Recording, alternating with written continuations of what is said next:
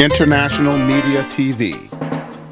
Television that listens to you. Hi, I'm Johnnie Burrell. Welcome to the program.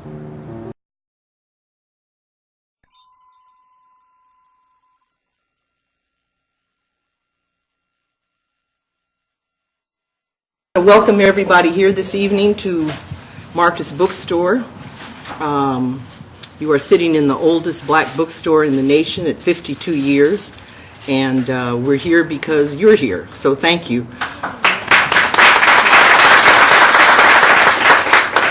Okay, before we begin this tremendous event, I'm very excited about having these three sisters up here. I mean, it's just, wow.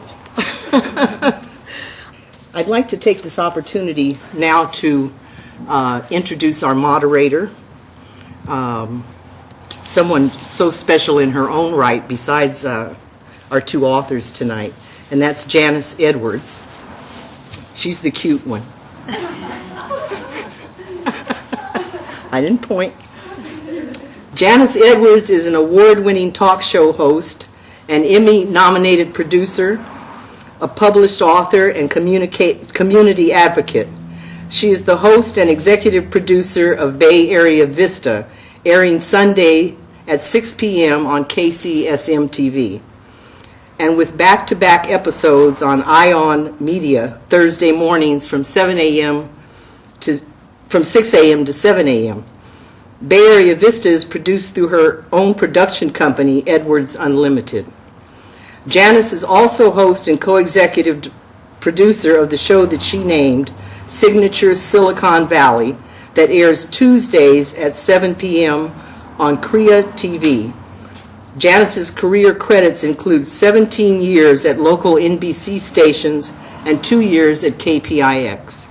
Her notable interviews span a variety and include Barack Obama, Oprah Winfrey, Madeleine Albright, Martha Beck, Rachel Maddow, Robert Redford, Whoopi Goldberg, John Travolta, Jerry Seinfeld, Gloria Steinem, Robin Williams, Dr. Michael Beckwith, Iyanla Vanzant, Les Brown, Dr. Cornel West, Eartha Kitt, Kevin Costner, Anna Sophia Robb, Tavis Smiley, Goldie Hawn, Jane Pauley, and me.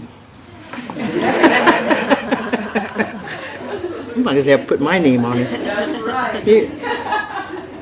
For 8 years, Janice served as Community Relations Director and Executive Producer and Host of Bay Area Vista at NBC Bay Area, where she launched the show.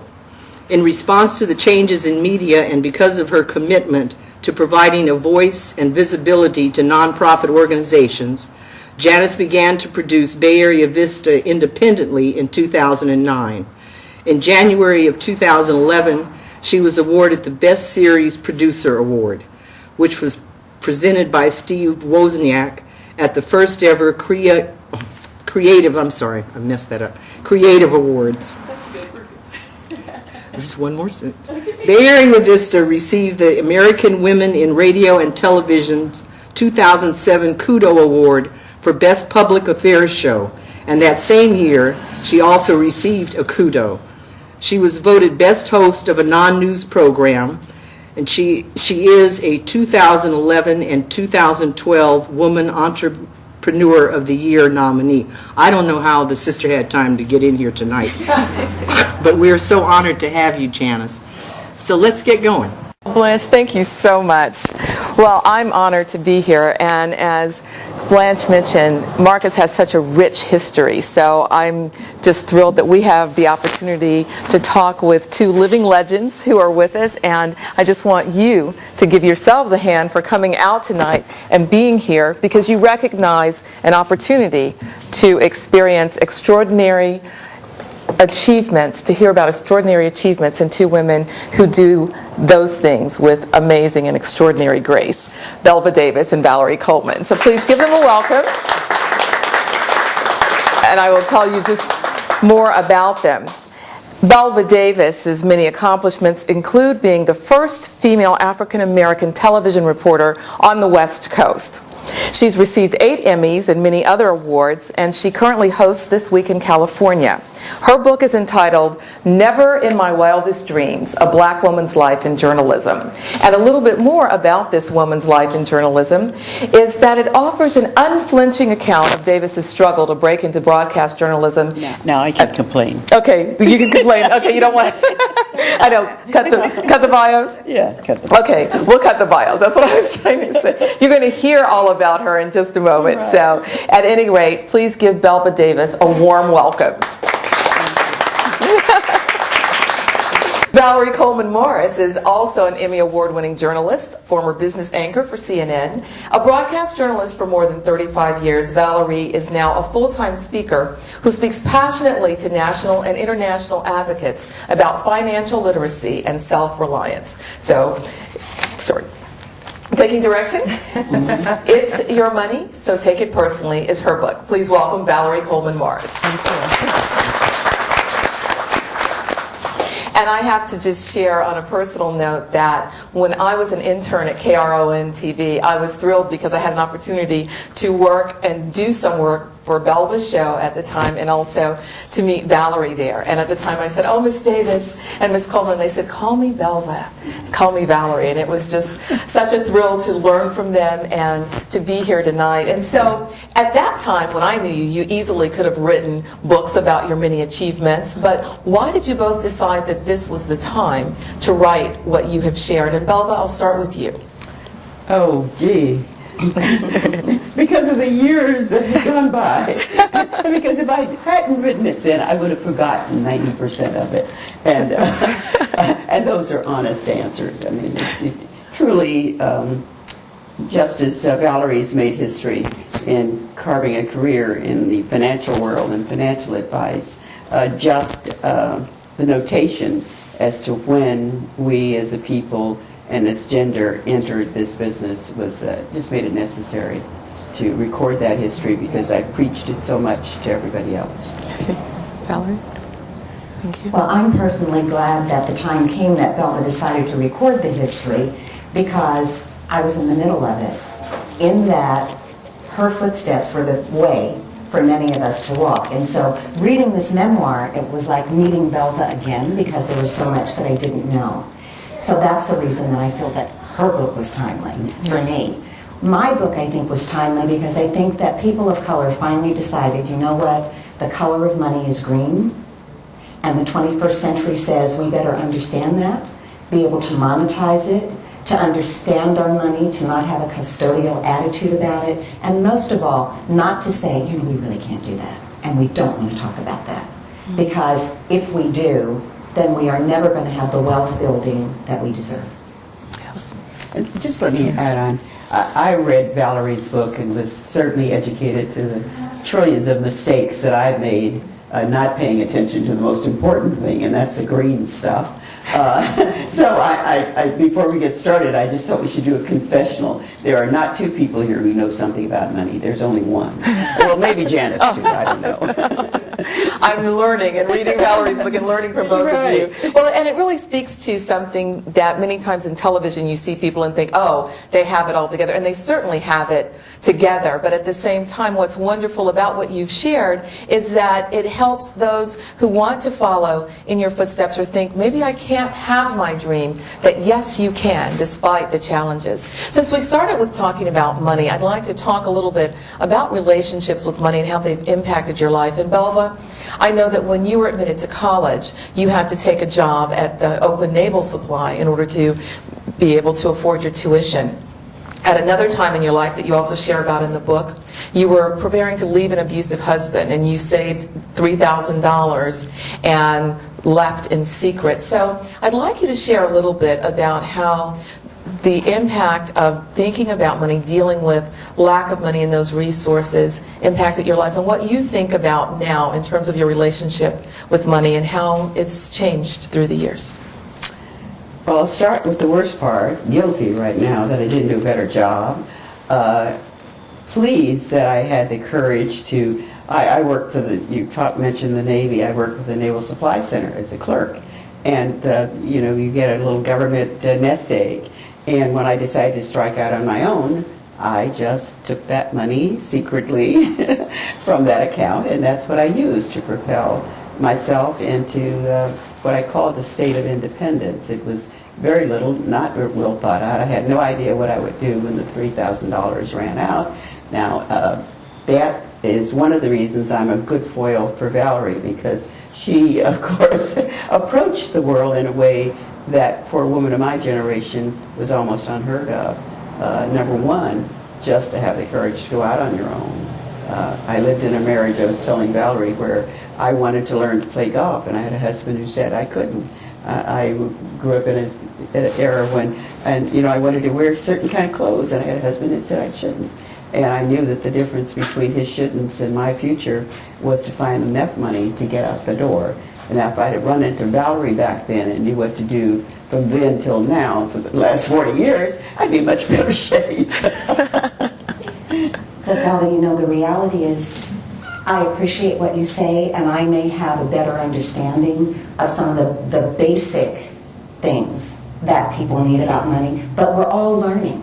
See, that's the thing about money, and it's what I try to talk about in my book, that it's not a destination. It really is an ongoing journey. So in your 20s, what you do with your money will matter what you do in your 30s and your 40s, your 50s, your 60s, 70s, and beyond. And we need to understand that the really good news is we have longevity. I mean, we are living much longer than ever before. The bad news is we may not be able to pay for it. And that was before the recession. So I am a student of learning about managing personal money. And I'm an educator, hopefully, an advocate about understanding your money. I'm not a broker. I don't tell you, what stocks to buy or any of those things. What I try to do is just to influence your thinking about having a new attitude about your money, and you can. Yes. Thanks, Valerie. And one of the things that you share is early on, when you were 8 years old, there was a time when you had an English shilling, and you had lived, by the time you were a junior in high school, you'd lived in several countries, and so she had money from the different countries. And when you put that shilling into the soda machine in Philadelphia by mistake, and your cousins laughed at you, that impacted your relationship with money. I'd like for you to talk about that a little bit, because a lot of times, knowing that money is energy, we don't think about how experiences with it shape how we relate to it going forward. I mean, the real bottom line to that story is our money habits are formed very early in life. I mean, right now, for 10 seconds, each of you think about a money story from your youth, something about money that you remember. Was it that anytime you put your purse on the floor, someone would say, "Get your purse off the floor, your money is going to run away from you"? Is it that you remember that your grandmother, whenever she would give you a treat, she'd give you money and the money was always warm? Because she always kept the money here. Those are sweet, good memories. But there are also the memories that a lot of people have from youth about paycheck to paycheck, or parents who did not have good money habits. And as they grew, the children wanted to have better money habits. In my case, this story about being an 8-year-old, my dad was an Air Force officer. I did live in many countries before my junior year. I came to California, in fact, my junior year of college, and went to San Jose State.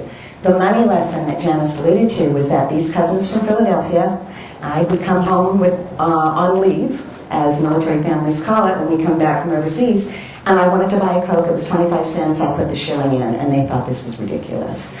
And after that, they explained the difference to me. But what I remembered about that was that I was different. I felt really odd, because it's like everybody else knew. Why didn't I? I mean, they made me feel like a complete idiot.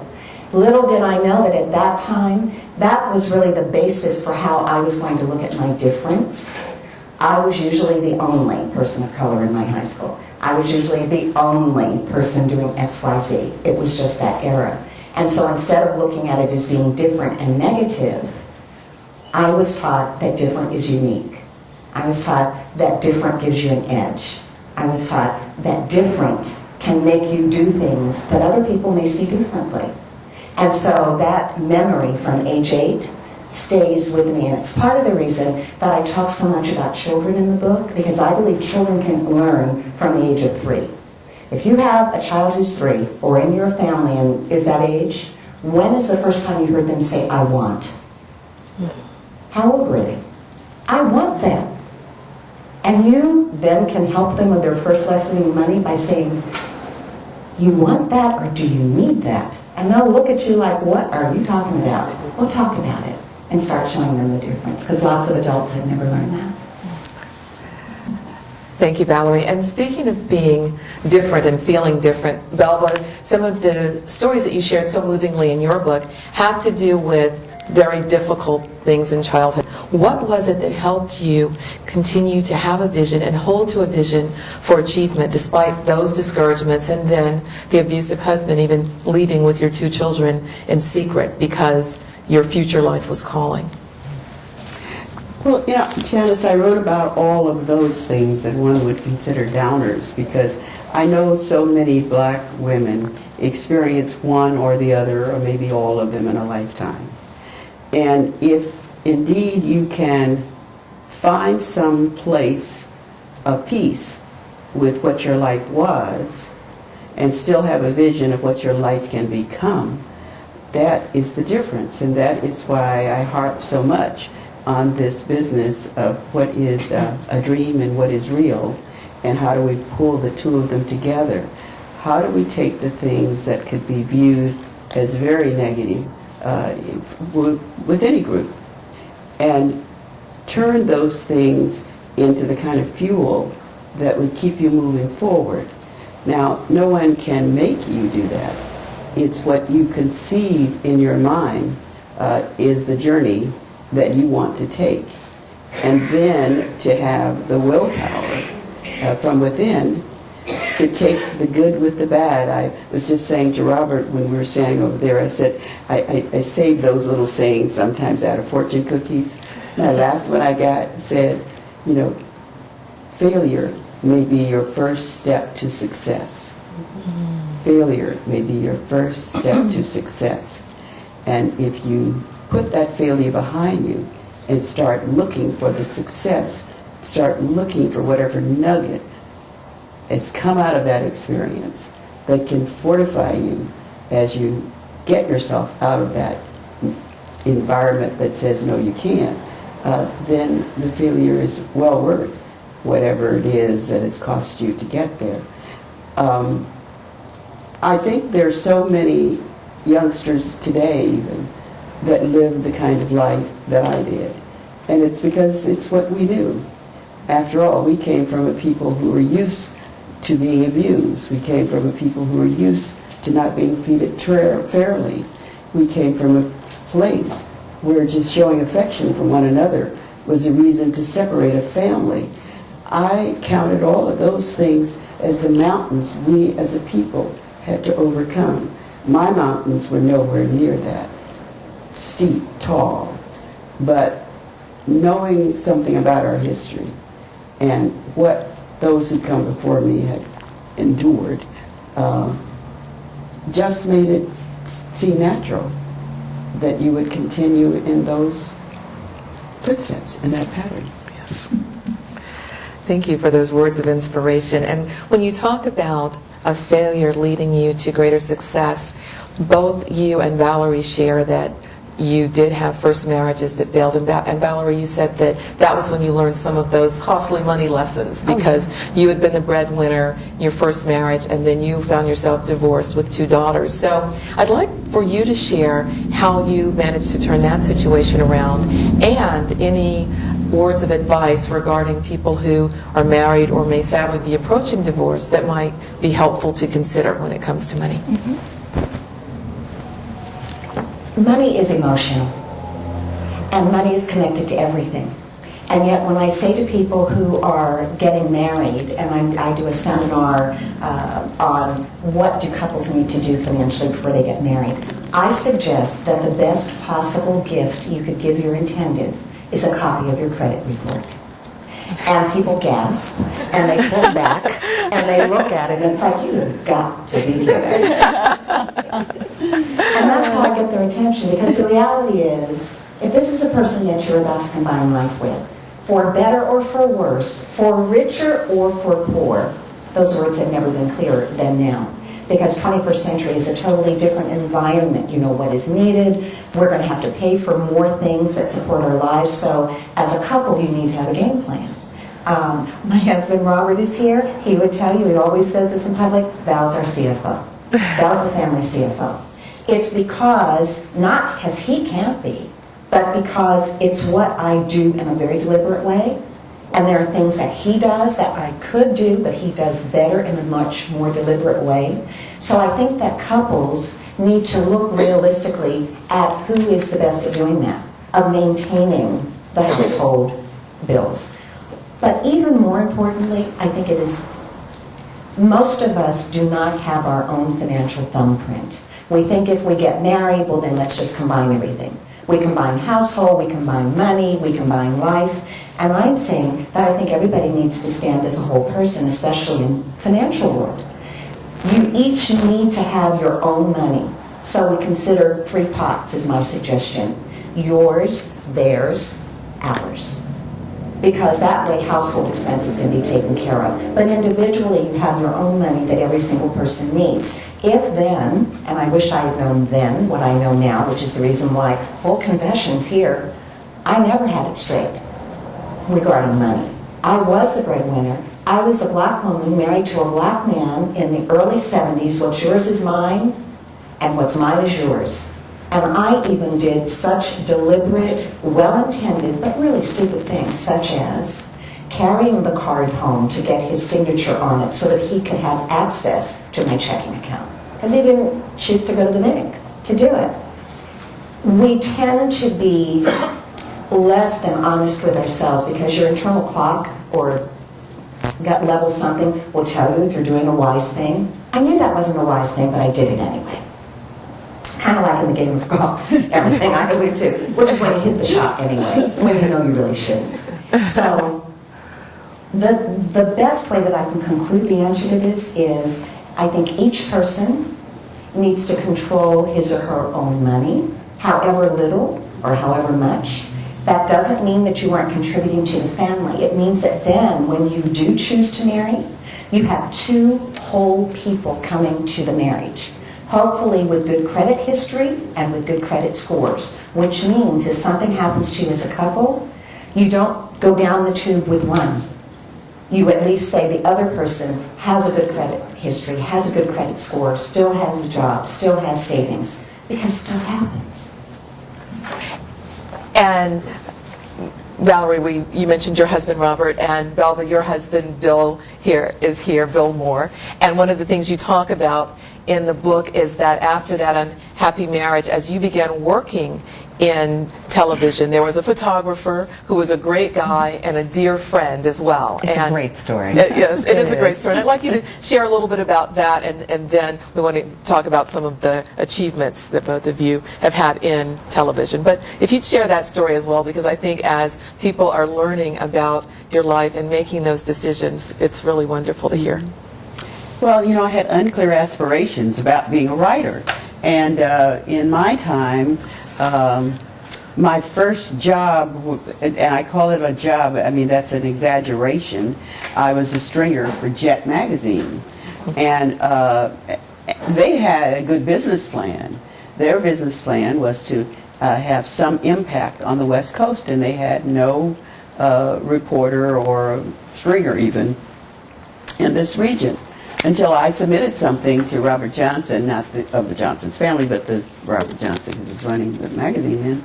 And so then he offered me an opportunity to become a stringer. What I would do is submit articles that they would run under the byline of people who worked for the paper. And most of my things ended up in Jerry Major's column. And it's great now that Jet is online and I can go back and read some of those columns, you know, and recognize the words, because they were literally, you know, Jeff Bob would edit them, of course, but whatever I sent in, they just plop it into her column. And so anyway, doing all of this work, as I said, I was not in a happy marriage, but I had this best friend who was the kindest, nicest guy, but never anything romantic, because he was a good guy to everybody. I mean, he didn't treat me much different than what he treated all my girlfriends. But anyway, he helped me a lot in getting my copy to the post office and delivered to other places where I submit stuff to. And we became good friends. And out of that friendship, after my divorce, it took us a long, long time to realize that we were a couple. but we were, because our lives were so intertwined. And he was interested in photography, and I was interested in writing. And he would take the pictures for some of the stories that would end up in the Sun Reporter and whatever, the Independent, the little newspapers around town. And from our mutual respect and work habits one to the other, the next thing you know, we eloped to Carmel. But we did not do anything conventional. We took out a marriage license and held on to it until almost the day when it was no good. And then after work decided to drive to Carmel and get married. And then he went home to 37th and West down here, and I went home to Alcatraz in Sacramento, because we wanted to wait until I had 2 children to tell my children that we'd got married. And so it was from that next year we'll celebrate 50 years together. Wow. So we're talking old stuff here. But considering that we were both pioneers. Yes. Bill was the first black TV news cameraman in the state of California. And I swear he had it much worse than I did in terms of people being able to interrupt his workflow, so that, for instance, he needed a shot from a certain angle with the president or whomever, and the Secret Service could at any time stop him for his identification and so forth. So he had a tough time, but he's just never been a complainer, won't talk about it, won't write about it. Trying to get him to do a book now with me, if he will. But so anyway, I hope I'm getting to whatever the question was. Yes, I wandered definitely. around. So, but it was from working together. He was also the guy, before there was a women's movement, who quit working and stayed home with our 2 children so that I would have that first year to learn the business, and then entered television through both of us, his pressure of a good friend and me calling out some racist practice of the unions that had kept blacks out, because you had to have those 3 signatures, and since there were no black people to sign for you, that means you had to convince 3 white people to sign for you. So that's how Bill worked his way in, and we were highly competitive. I mean, highly competitive. It was kind of silly to me now that I look back on it. But we did share, the experiences of history evolving in our own community here. Yes, and speaking of history evolving, and I know Nancy Wilson was one of the people who also said to you, you should marry that guy. But let's talk about some of the people you've interviewed. Malcolm X, Frank Sinatra. You stopped me from reading that. But no, let's don't bring up people. I don't have a list like that. Okay. Let's go move on. Okay. Well, out of all of the people that you've interviewed, Fidel Castro, Dianne Feinstein, recently Condoleezza Rice, who stands out? Muhammad Ali. Of all those people, Bill Cosby, who wrote your intro and has been a good friend for years and has talked about how much you helped all of us because of the work that you did. Who among those was one of the interviews where you thought, oh my goodness, I'm so excited to talk with this person, or it had an impact that stays with you to today? Well, I've learned to avoid this question. Okay. I don't like it. Okay. Because I respect, all of the people who were important enough that we would want to see them on television, that we'd want to hear what they had to say, and have high regard and high respect for all of them. So I changed it to something that I think was unique to the times and to me. And that was a personal conversation of some length with Robert Kennedy on a helicopter ride north to an Indian reservation. And the reason I point to it is because without a camera, he could tell me how he had seen himself during the term of his brother's presidency, and how he had converted himself into a person that he hoped was a caring man at that point, and how he saw his duty then to fight for Native Americans, farm workers, black people, others, and he saw the difference between his privileges and our disadvantages. And for a politician who is that close to running for president to sit with a reporter no matter what and have a confessional like that, I think was a unique experience. Certainly we did the customary interview, but of the people that I've talked to at a moment in their life when they were going through a conversion, it stands out as being special. Yes, how extraordinary. Valerie, you achieved so much. Was there one time in the midst of all of these achievements where you thought, yes, this is the pinnacle for now, and then you went past that, or something you can share about a seminal moment? Oh, I remember the career? moment precisely, absolutely, without reservation. It was when Nelson Mandela came, and he was coming to the Bay Area on his way to Ireland. And I had been asked to host the Coliseum event. We were there. It was completely packed. Yes. And Nelson Mandela was as close to me as there. And I didn't know what to do. It was like I wanted to really respect his space, but I also could not let the opportunity go by. And so it was a conversation like this. I did. It was my one groupie moment. I did. I was so moved. I went, and then I went, what are you doing? The reporter, and I went, excuse me, hello, how are you? My name is, but for that moment, I was just trapped in the midst of history that I had read about, that we had covered from afar, but it was here, and he was supposed to do 7 events in the Bay Area, but they had miscalculated back timing the flight to Ireland, so they were only able to do 1 Bay Area event, and it was the Coliseum. So I was able to host him with that, and then he was very gracious after I did mine and talked for a moment, and I simply asked him, the sense of freedom is something that we can only imagine. And he looked at me and he said, Wonderful. Oh, wow. Wonderful. the texture, it was like he did this and the event started. Extraordinary, and it Yeah. was an incredible event. I remember being there. I'd like to ask both of you to read a little bit from your book. Belva, I'd like to start with you, with a passage that you'd like to share. Let's see here. My husband tells me that this is one that I've not read often, so we'll see. One day it was gone. I dug into the crevices of my address book, searching for my folded piece of paper, and I realized it must have fallen out when I was distracted. How many years had I carried it everywhere with me?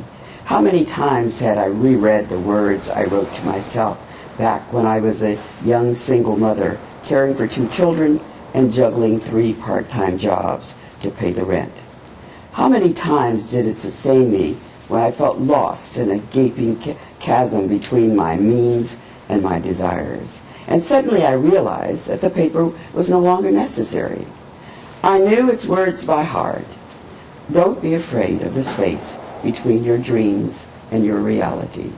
If you can dream it, you can make it so. Today, the internet has breathed new and fresh oxygen into my mantra. It shows up if you Google, don't be afraid of the space, 6,200,000 times from hits from around the world. Perhaps because historically our dreams were the only thing we could call our own. Perhaps because seeing the glory of our dreams come true, those words resonated with me. Hold fast to dreams, the poet Langston Hughes said. If dreams die, is a broken-winged bird that cannot fly. Give birth again to the dreams, the poet Maya Angelou encouraged. Take it into the palms of your hand. Sculpt it into the image of your most public self. I've witnessed so many changes in my life, in the world, and in my family. My Louisiana parents could not have imagined that the baby they named Belva Jean would have such a full and fascinating life. As an adult, I've reached a better understanding of my parents, my quiet mother who worked herself to the bones and never had a boss who wasn't white, my brilliant father who chafed under the constraints of prejudice and never had the chance to make full use of his talents. They were so young when they had me, and their lives were so fraught with difficulties. Yet my upbringing left me desperately striding to win love and respect, while striding has served me well. Beautiful. Indeed, it has served you very well. Thank you for sharing that, and it's so beautifully written. You know, when you were reading that, I thought about Valerie's quote as well, treat money like oxygen. I thought the same thing. Yes. And so I'd like you to share a little bit about that thought and then read a passage from your book. What do you mean when you say treat money like oxygen? My hope is that you would be influenced enough to think of money like breathing. Don't do it when you're stressed. If you have to do it, set aside a time where there aren't other things that are necessary that you do, and remember to breathe. I mean, inhale, exhale, because medically, if you do that, it releases a lot of stress. And any woman who's had a baby and done it by Lamaze knows when you're pant blowing and oxygenating the body, then pain is diminished. The same thing with money, because it's a painful topic for a lot of people. And usually we do it when we are in our most anxious moment. Oh my gosh, I have to do these bills now. How am I going to make this meet? What happened with that? So instead, stepping away from it so that you can get a plan and remember to breathe, because money is like oxygen. It flows all around us. Well, the passage that I will read is called The Age of Unretirement. The number one question I hear during conversations I have with fellow boomers at cocktail parties or on the golf course is, can I realistically retire? The answers they give include, no, I'm going to work longer than I thought, or no, I had to access my retirement money sooner than I thought, or I'd have to take my Social Security earlier than anticipated in order to do that. Despite your best laid retirement plans, a recession came along and turned them upside down. So now is the time to set your new normal, regroup, and reassess your sense abilities. By that I mean, when you're in your 60s and beyond, your mantra should be, find money to save. I'm not being a Grinch with the suggestion, enjoy the lifestyle that you can afford, but always actively save money whenever possible.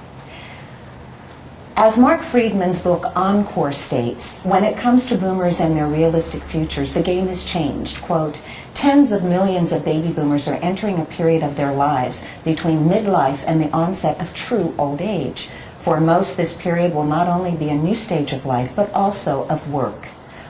As Friedman says, he wrote this book to provide a vision of hope, not only for their own fulfillment, but for a nation where a full quarter of the population will soon be over the age of 60.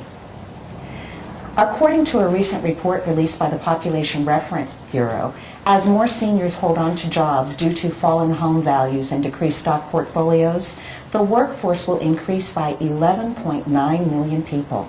Seniors will make up nearly 1 in 4 workers by the year 2016.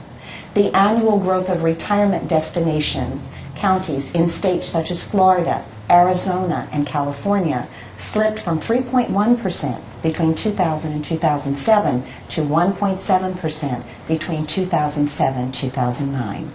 My husband and I moved back from Arizona to the San Francisco Bay Area for a number of reasons, but among them were our respective Encore careers. I decided to leave my anchor position at CNN to focus on my Encore career, financial literacy. After I made the decision, I was completely caught off guard when the recession came along and washed away my plans. I was planning on transferring from earning a salary at CNN to earning an equivalent salary that I would make with keynote addresses, speeches, workshops, and so forth. While I thankfully maintained a solid client roster, other opportunities began to dissipate, So I had to refocus my energies. The upside of the economic downturn for each of us is that the stock market resets itself about every 20 years. For those of us in our 60s, this would mean that by the time we're in our 80s, the market could be completely different. We also have to be realistic and adopt a frame of mind that takes into account the immediate future of family economics. We have to set an example and be more responsible and more passionate than ever before about making money decisions. Thank you. That's great. And we're going to open it up for questions from the audience, but I do have a question for each of you before we start. Valerie, in your book, you say many times people are asked, if you had $10,000, should you use it toward retirement or a child's education? And you have a specific answer and a reason for that answer. Could you share that? I will. And usually there is not one answer that fits everybody when it comes to money, except, in my opinion, this one. The question that I ask is, if I could give you each $10,000 as you walked out the door tonight, and you had to use it on one of two things fully, you could not split it, would you put it in your retirement account or would you put it in your child's education account? Just a quick show of hands. Everyone's thinking, does she really have $10,000 worth? Retirement, first of all. Education. Okay. And I happen to know the lady who's answering. Her daughter is one of my students at the university in San Francisco. I bet you're answering because, as every good parent, you want to educate your child. The reality is, pay for your retirement. You can get loans and grants for Sean. Who's going to give you a loan or a grant for your retirement? Other than perhaps your daughter, which then creates this systemic system of being impoverished, not being able to get ahead. So your retirement needs to come first because you'll be able to help your child, and your child has the benefit of longevity on their side to be able to pay it back and do it. So if you can't do both, do retirement first. Great, thank you. And speaking of retirement, Belva, you've announced that in a few months you will retire from This Week in California.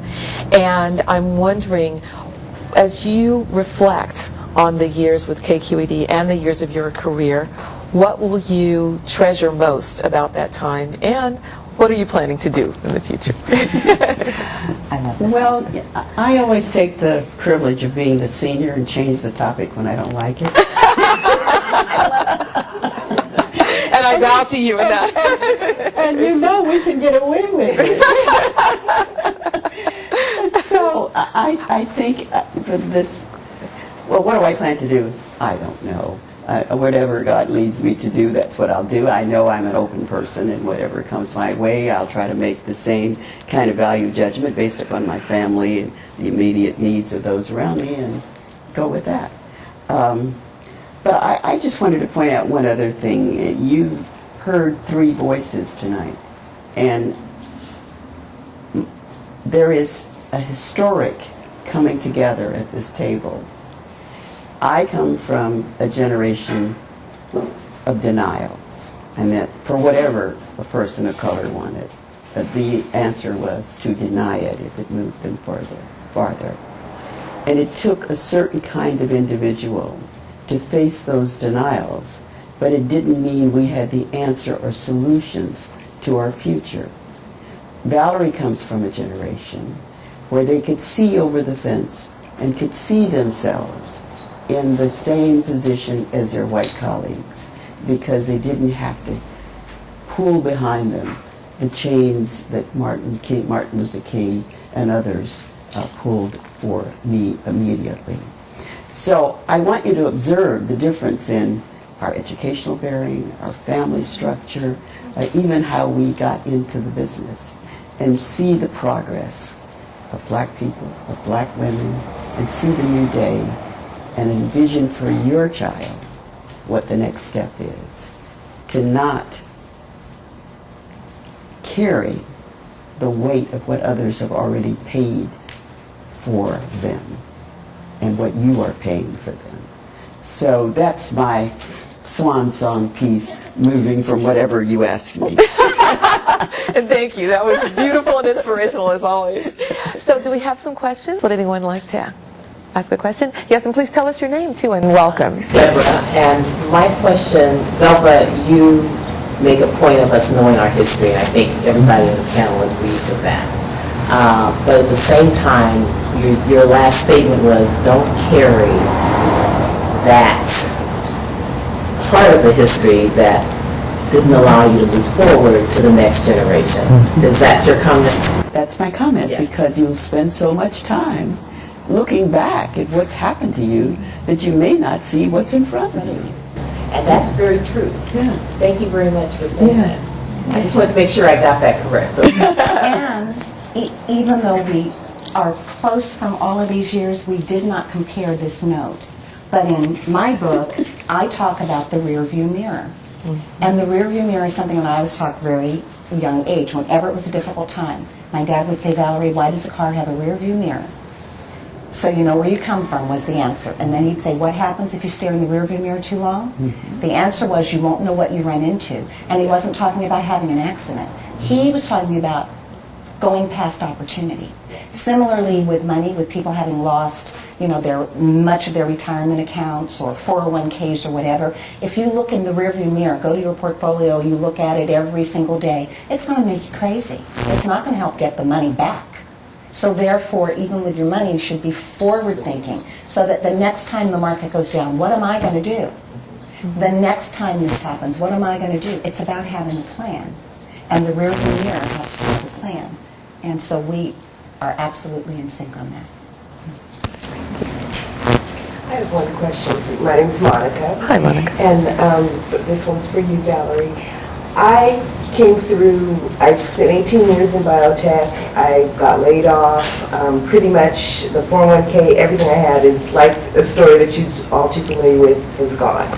And now I'm going into a new career where I'm going to be a therapist. So since I'm going to be an independent person working, what would you say is the best way for me to invest to prepare for retirement? I'm one of those people who think I'm probably not ever going to be it. Well, you know, you need to understand that you won't be alone because most of us are going to have to work longer than we ever thought. So that's just, I think, a reality of recovery. But probably the single best thing, other than staying educated, reading, and I'm not just talking about my book, I'm talking about reading financial magazines, you know, get a Black Enterprise, subscribe to it, so that you can read about it and become familiar, because familiarity, I don't think, breeds contempt when it comes to becoming familiar, so you're educating yourself. But I also think it is very important.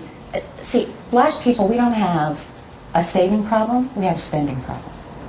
And so even if we don't intend it to be a spending problem, it is. So one of the best things that you can do, besides writing down a budget, but is to find a financial planner, a certified financial planner.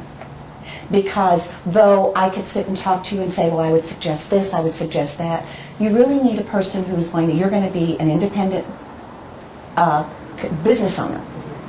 So you need to understand what are the tax benefits, how should you set things up, what kind of retirement accounts should you have, how much money can you put toward it.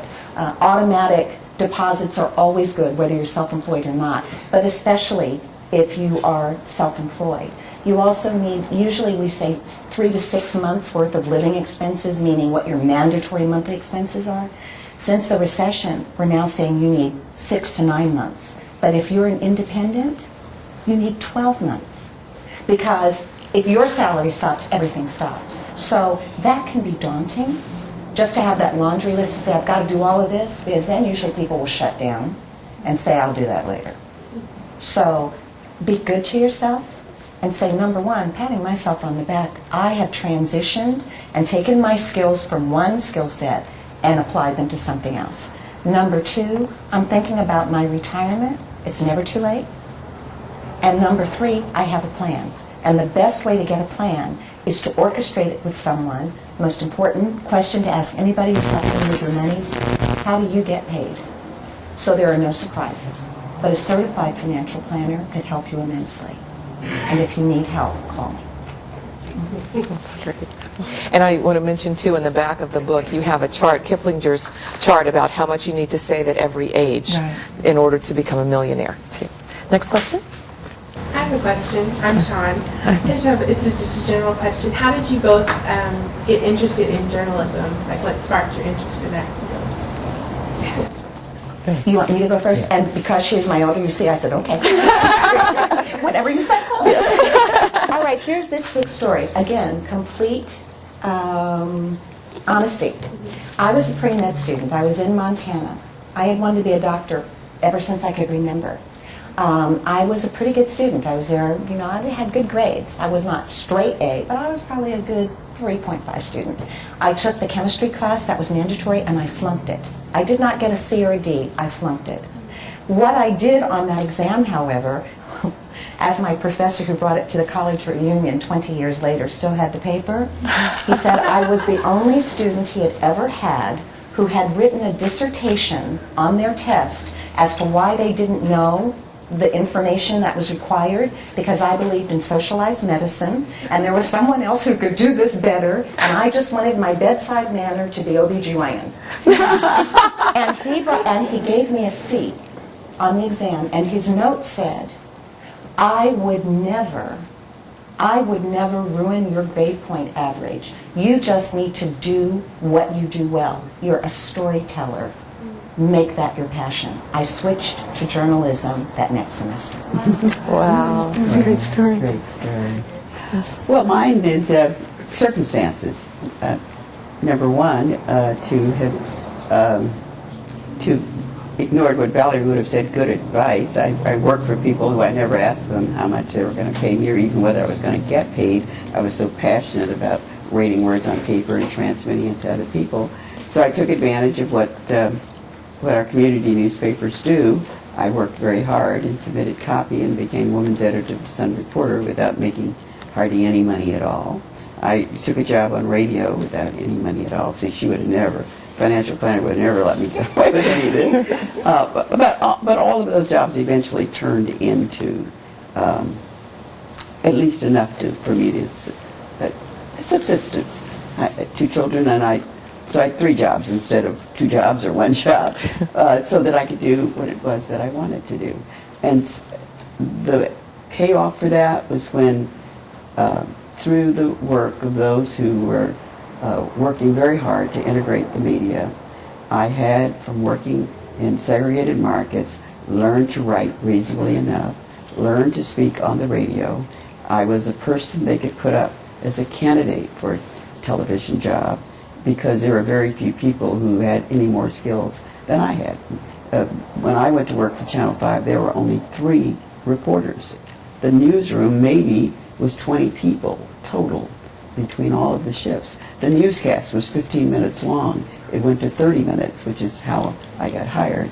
So the circumstances of practically volunteering, concentrating upon getting the skills, did pay off. And it started a career that when I started, they had a pool lottery that I'd last 2 weeks. I think I've made it. Oh boy, have you made it. 2 weeks. You know what I think is so interesting as I listen to your stories, because we always can learn from each other. Listening, as my students will tell you, I say is the single most important thing about interviewing. And then the next is research, but being able to listen. But as I listen to those stories that you're telling, I think it is also important that you know what your skills are and know what you do. It was this professor who helped me understand that I was just fighting this uphill battle. I had to be a doctor. My grandmother had always said she wanted me to be a doctor. I wanted to do that. It was becoming my self-fulfilling prophecy.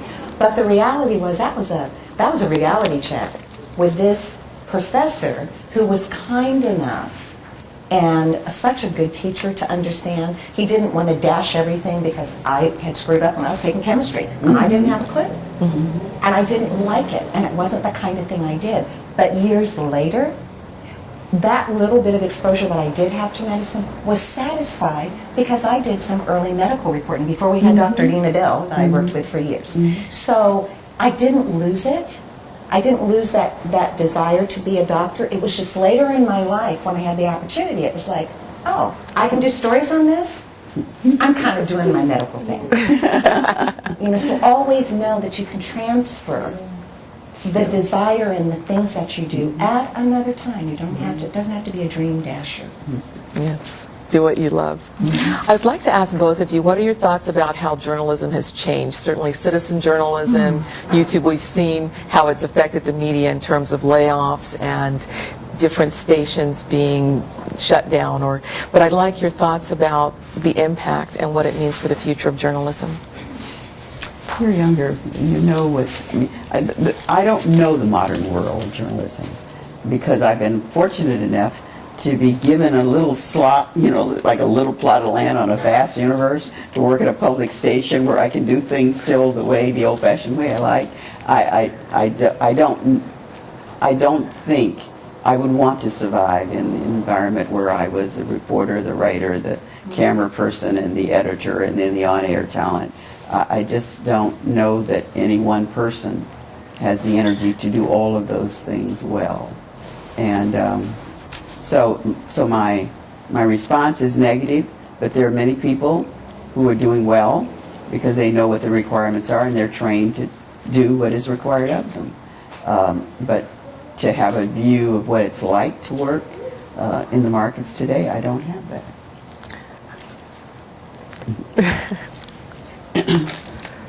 It's changed.